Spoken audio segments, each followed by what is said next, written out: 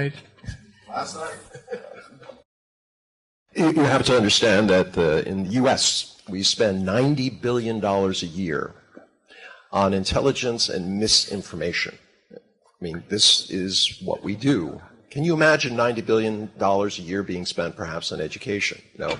We spend it on disinformation. And the reason why is not because Americans are evil people. It has to do with this sense that we have to be number one. And if we can't compete with you, we're going to break your legs. This is what they call the Tonya Harding defense. All right? She was afraid that her good friend would somehow beat her at the Olympics. So she got her boyfriend and another friend to go over and try to break her legs.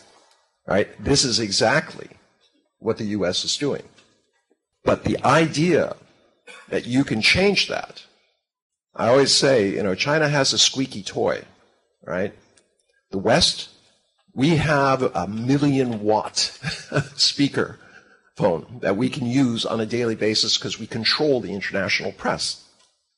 $1.5 billion was used by the U.S. government to train journalists how to write negative stories about China over 5 years.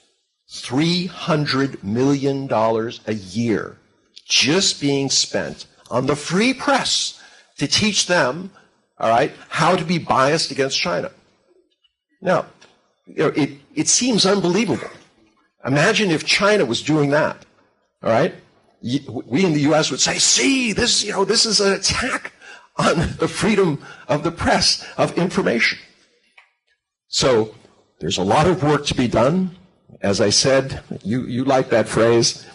There's a lot of information, too much, but not a lot of understanding. That is the role. That's what has to change.